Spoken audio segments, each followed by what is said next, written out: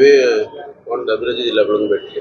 ଦେଖନ୍ତୁ लगातार 3 मास हेलाणी खोर्धार आईन श्रृंखला परिस्थिति संपूर्ण भाव में भुशुड़ी पड़ी आपण मैंने जानते लगातार भाव में कोभली भाव में लोक मान अत्याचार करा जाउची, काको हाणी दिया जाउची, कोठी बॉम्बिंग होउची, कोठी गुली वर्षण करा जाउची। ये सबू 3 मास धरी जो भली भाव में लागी रही से तो गोटे कथा स्पष्ट जना पड़ुची जे आईन श्रृंखला कोभली भाव में खोर्धा निर्वाचन मंडल में भुशुड़ी जाइए। मूल कथा होची ए समस्त घटना पछरे खणी ही मूल कारण बा मुख्य कारण बोली आमे कहूचु।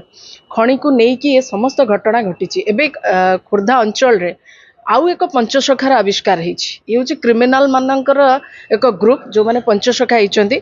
से माने होछन्ती जगदीश शंकर साहू परिचालक निर्देशक सत्य मल्टीप्लेक्स प्राइवेट लिमिटेड, प्रकाश राउतराय आपण बेस भला भावे जानिछन्ती जे चोरा बंदूक कारबार रे लिप्त थिले, अरेस्ट हेइथिले, तांकू नेइकरी खोर्धा कोभली भाव में भयभीत होता और खोर्धावासी कोभली भाव में भयभीत होता जानते।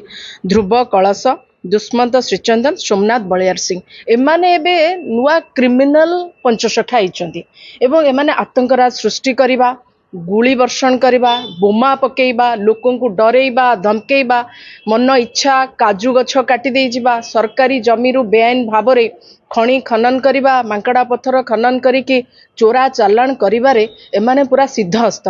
ए घटना आउ कौनसी जगह घटुना, खोर्धा निर्वाचन मंडल रे घटुची जोठी जिल्लापालक ऑफिस अच्छी आ जिल्लापालक नाक तले सब घटना घटुची। तहसीलदार जानी पारनाहांती, बीडीओ जानी पारनाहांती, कौनसी माने आरआई जानी पारनाहांती, जिल्लापाल जानी पारनाहांती ना समस्ते जानी शुणी नीरव द्रष्टा साजिचंदी। ये सबुठो बड़ प्रश्न। खाली सेतिक नहीं, ए 5 जन जाक खोर्धा तहसील 3टा मौजा धौलीमुह, निजीगढ़ और नरसिंह प्रसाद 7टा प्लॉट रु बेआईन भाव में खणी खनन करुछंदी। मो सहित जो महिला अच्छी भद्र महिला तांकर प्राइवेट जमी रु मध्य धमकेकी नालियाकी देखैकी ता मध्य हड़प करके नहीं जाइछंदी। तेणु आज आमे जिल्लापाल को भेटी को भली भाव में चोरा पत्थर को रोका जिवो, काजू गछ को केमती बंचैबा दिगरे काम करिवे ता उपरे आज आमे जिल्लापाल को दरखास्त देइचु एवं तुरंत आर समाधान करबा पई मध्य निवेदन करिचु। आ सबुठु गुरुत्वपूर्ण कथा 2019 मसीहार एक खणी को बेआईन भाव में लोकों ठारू अजाणत चंचकता करी 2024 रे पुनर्बार खनन करबा पई को एंगल ले दिया जाइछि ता होछि बड़ प्रश्न। तार मध्य समस्त नथी पत्र आमे जिल्लापाल को हस्तगत करिचु। एही 5 जनक विरुद्ध रे तुरंत दृढ़ कार्यानुष्ठान ग्रहण करबा पई मध्य दाबी करिचु।